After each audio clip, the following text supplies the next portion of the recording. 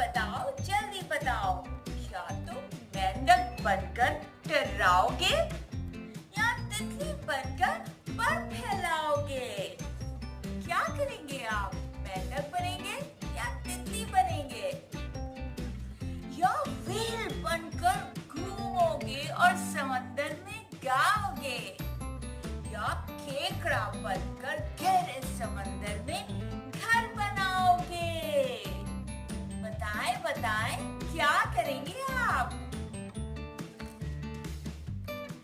क्या मियाऊ मियाऊ करके चूहे खाओगे या भाव भाव करके सबको डराओगे?